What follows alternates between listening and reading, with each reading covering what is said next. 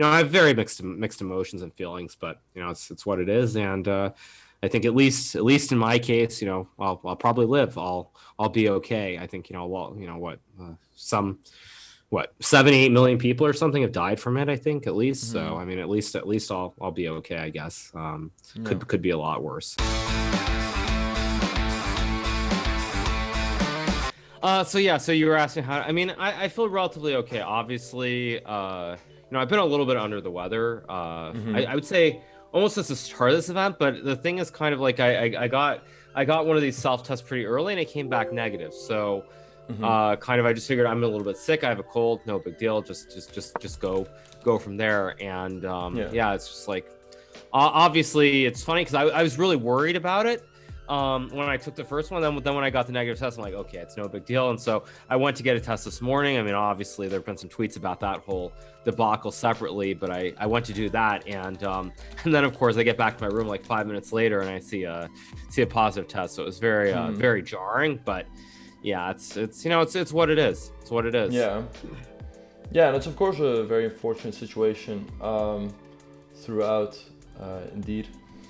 But yeah, Yeah, I mean, I guess the thing is, if you look at the bigger picture, I really hope that nobody else has it. Because frankly, if I'm being honest, I think I had it. I think I had it 3 days ago when I hmm took the first test and it came back negative. I think I had it then, and it took longer to show up. So, uh-huh. I mean, I'm just hopeful that the negative test that people had today, it's not, there isn't some kind of lag in time, and they don't end up testing positive in a couple of days as well. Because I mean, that's what I think now, looking back on it. Right.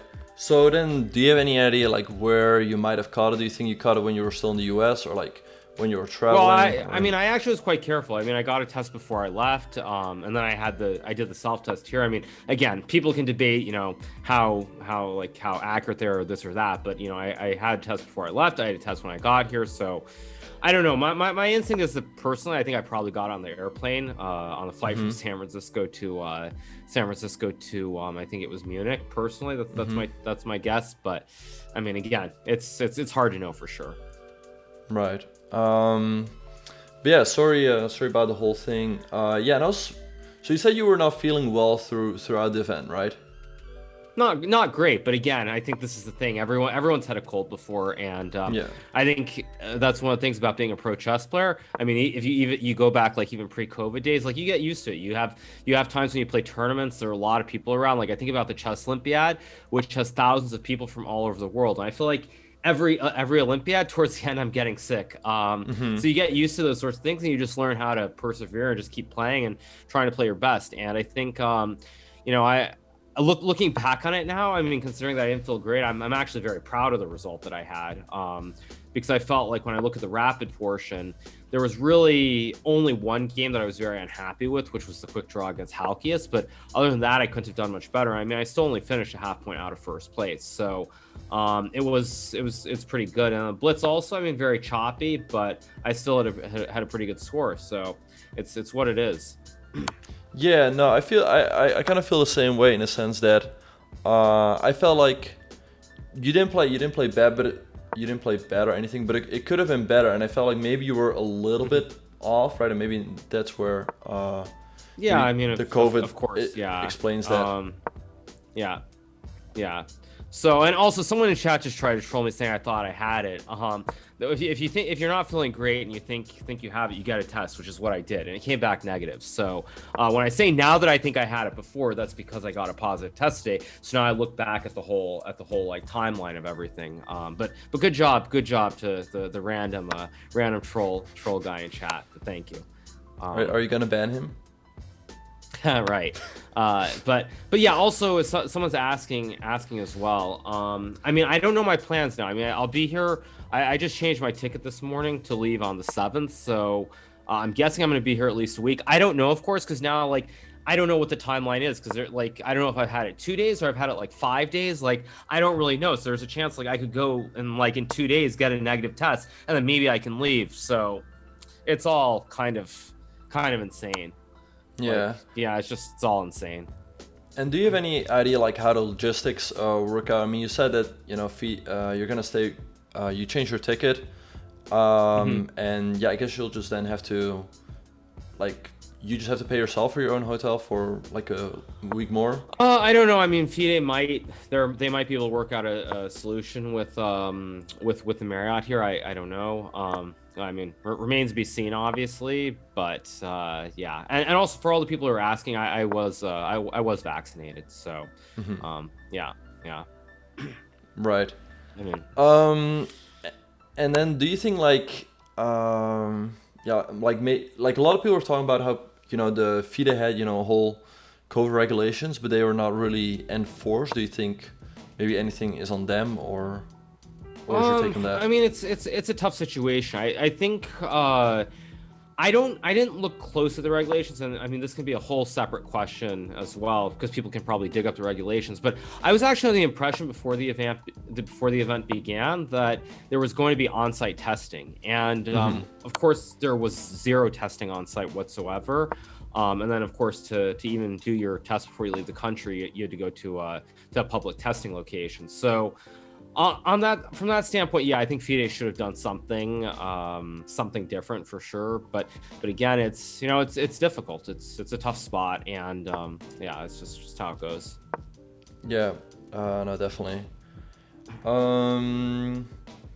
So yeah, you'll just have to wait until you test negative, I guess, until you can leave the country. I mean, that's my guess. I don't know. I mean, I don't know. Maybe that's what I'm saying. Like, so say theoretically, since, you know, I don't know if I've had it 2 days or 5 days or whatever it's been, like theoretically I could probably get like a negative test tomorrow, and then what happens? Because I think don't they say something like 5 days now you're supposed to quarantine or something in the US? So I have no idea, like, I mean, what it is, but I guess you plan for the worst, and if it turns out to be different, so be it. Right, yeah. And yeah, then also, do you think this is gonna impact your plans for the Grand Prix or other events?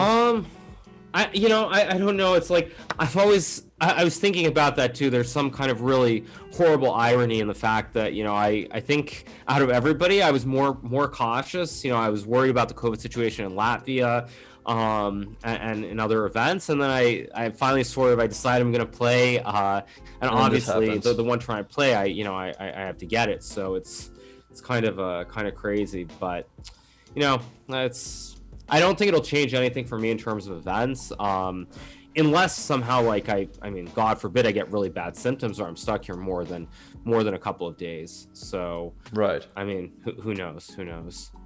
Yeah. Yeah, let's hope that will not happen. Yeah, and just because people are also saying some other stuff, I don't have any plans to charter a plane. I don't even know if that would be legal, but to do that with a positive test. But I mean, that's not my plan. That's not my plans, at least. Right.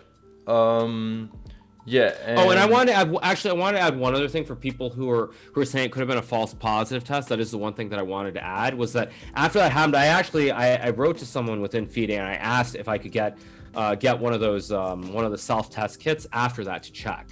So it was not just one positive test. I asked and I got a kit. I checked, and again it came back positive. So that's why, like, I'm sure that I have it. Yeah. So you feel like the thing with the 2-player playoff, you feel like it's not correct? It's not correct for a few reasons. First of all, it's not correct because this is considered to be a world championship. First and foremost, that's the reason it's not correct. If this was just a normal say blitz or rapid event, I have no problem. I mean, not that I have no problem with it, but it's more understandable to have a rule like that. But when you're calling this a world championship, if there is a tie after so many rounds between multiple players, no one should be excluded. So that specifically is the reason I think it's wrong, just straight up. And then secondly, what I would add is that it's the more than just the 2-player rule. The fact that the tiebreak was blitz games was in my opinion even worse, honestly, because you cannot, like, the classical world championship, I understand players play a bunch of games over 13 or 14 days, and if it's tied, then you play rapid chess. But to have a rapid tiebreak decided by blitz games is unconscionable. And if they're really worried about having a tiebreak with multiple players, there's a very simple answer. You move it to the next day. Players have been playing 3 days of nonstop rapid chess. The tiebreak should not be that evening. And it should also be rapid chess. So just have a rest day for the people who don't qualify for a tiebreaker. Everybody gets a day off, and then have the tiebreaker that day after. There's no reason, absolutely no reason whatsoever that a rapid tournament should be decided by a blitz tiebreaker. At least not unless they've played some rapid tiebreaker games that's been drawn. So you feel like there should be a rest day after the rapid portion? Absolutely. I think one extra day would be great for everybody. I think the fact that it's packed into 5 days is kind of insane, honestly. The fact that you play 3 days of rapid, then two very, very long days of blitz right away is it's just crazy. I think they should just add a rest day after the rapid, add a rest day for rapid and for the rapid tiebreaks, rest day for everybody else and or rapid tiebreaks, and that's very simple, very clean solution. And if it's 4 players who are tied, for example, you start at 3 o'clock. You don't have to worry about a tiebreak going until 1 a.m. or anything insane like that either. The fact that the FIDE switched it from 15 rounds to 13 rounds tells me that FIDE was kind of worried whether everybody would show up. Because when you make it less rounds, that tells me that you seem to think that you're not going to get the turnout. So you think the number of rounds should go back to 15, and then if players end on the same score, should just play? Yes, you should have a tiebreaker the next day, plain and simple. I mean, if everybody's already coming here on the 25th or 26th, like that shot of being a world champion, shot of getting all that extra prize money, I mean, chess is not. I mean, again, I'll be blunt because I can. Frankly, I mean, the fact that everyone showed up here despite concerns, despite the holidays, shows that chess players have been starved of the opportunities to play and to make money financially. So I don't think the players would care at all. They would come here. They would come here regardless, and they wouldn't care one bit about extra days or any of that stuff. Also, actually, I want to talk. They said, did I volunteer my test results? Someone asked that in chat. Basically, after I had the negative test a few days ago, it was not even a thought in my mind. Like when I got the test a few days ago, specifically because I was like, I wasn't feeling great. I was kind of worried about it, so I wanted to make sure that I was okay. And then I got the negative test, and I'm like, okay, none of this was in my mind. So when I went and got the test and I came back, it was just very shocking because I did not think it was possible that I would get a positive test. And then once I got that, it was already about noon, and the buses were leaving, I think a little after 1 o'clock. And I think, it would it's too insane. Personal health, both of myself and of all the other players, matters far more than thinking about some tournament or a couple of games. Because the personal responsibility you have there if you do the wrong thing, I think is, it's unconscionable to me. I think you have to do the right thing. So, that's why I told the person I'd been talking to quite a bit with FIDE, who was helping me with a lot of different things. I just wrote to him right away because that would have been that just I don't know. Everyone can think about it differently, but to me, the idea of doing that, because also I would have been stuck in Poland anyway, because obviously you can't travel without a negative test. That would be very clear, and I think that would have been just I don't know. To me, that would have been morally unconscionable to do that. Yeah, no, 100%, yeah. Maybe that would be great. And then to answer one last question, someone said, was everyone playing the tournament fully vaxxed? No, there was no requirement on that. So no, not everybody who played in this tournament was vaccinated. Isn't that weird that you didn't have to be vaxxed for this one? You did have to show a negative test result, right? Which answer do you want me to give to that? I will just say that all I'm going to say without naming names or naming tournaments is that I know there are a lot of players who are not vaccinated. That's all I'm going to say. Because I know there are other tournaments that have struggled mightily where they've tried to have certain requirements along those lines, and they've struggled. It's been very, very difficult to get a complete field like that. So that's all I'm going to say. Nothing more than that. No specifics. But I do know that to be the case. Yeah, no, it actually happened in the Dutch championship where actually a good friend of mine, Lucas van Verreest, he this came out in the press, so I can freely talk about this. He did not get vaccinated, and because of that, he the rules stated that if you're not vaccinated, you had to get tested every single day, and he was basically saying that would create a unfair playing field, right? He said that if he gets tested before the tournament, then or something along those lines, or no, his argument was, okay, if I have to get tested every single day, then why do people who are vaccinated they don't have to get tested every day, and that creates an unfair playing field. And I because mean, you well, have I mean, the time I to don't know play. about that argument, but I am gonna say, trust me, having to get one of those thingies jammed up your nose every day, that will mess you up. So Yeah, so I understand his concern, at least from that standpoint. right. It's not a pleasant feeling. Yeah, so that's basically what his argument was, and also that even if you are vaccinated, you can still spread it. Yeah, I mean, but You he can still lost have in it. court. Didn't they have Right? to? Yeah, it got to court, yeah, and he lost. I mean, they went to court, and didn't they all have to pay? Like they had to pay money for wasting everybody's time. So I think they did. I think they did have to pay something. Yeah. I think they got fined like 500 euros each or something. But Really? yeah. Oh, then you know more than I do. Even though I should. I thought it was something like 2,600 euros or something for wasting everybody's time, basically. Really, or just like legal fees? I mean, who knows what it was, but I know they had to pay for something. The court Yeah. the court ruled against them. Yeah. Right. So Yeah.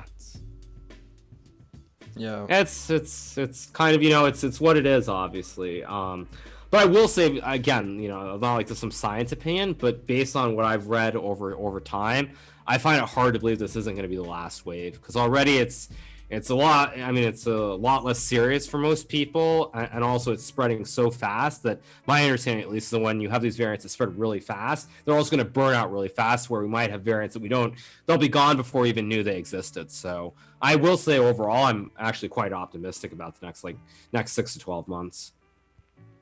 Oh, you think that you are I optimistic? kind of about think it? this is it. I think this is kind of it, honestly. Really, you But think that's it's just the my last personal variant? opinion. No, not the last variant, but I think it's one of the last very serious variants. Because I think variants are just going to keep coming out every all that very frequently, and at some point, we're not even going to be able to sequence it. It'll be here, and it'll be gone before anyone even knows what it is. So Right. I'm actually quite optimistic, but. I mean, I've been optimistic before, and I was optimistic 6 months ago, a year ago, and we'll see. But I have a feeling. I have a feeling. So you that- think by 2023 things will be normal, or 20 like? What Well, I mean, timeline I would you think. give it? Also to use another science example, I mean, my understanding is that the flu that you have nowadays is basically a long distant descendant of the Spanish flu that killed millions of people in 1919 and 1920, I believe. Now, of course, maybe I'm wrong on that, but that's my understanding of how it's evolved. So, I mean, we'll see. We'll see if it's the same here or not. Mm-hmm. Maybe I'm wrong. I could just be wrong on Yeah. that. But that's what I'd read. So, I don't know. Who Alright, knows? when do you ever see someone like falling out of their chair?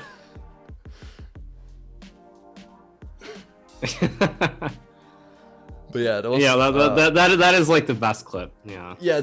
I've never seen that happen. Yeah. Never seen that happen. Yeah. But yeah, that is some good Yeah. stuff there by Tarjei. Right. I guess we are gonna get underway. Yeah. Pretty soon.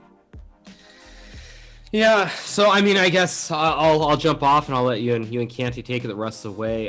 So obviously, before I go though, I mean, a big shout out to both of you guys. You've done amazing coverage over the last 5 days. Obviously, I mean, I wish I was playing rather than being here right now, but it is what it is. I don't know if I'll stream in the next week or so. Like I said, I booked a ticket for January 7th. We'll see if I can actually fly then or not.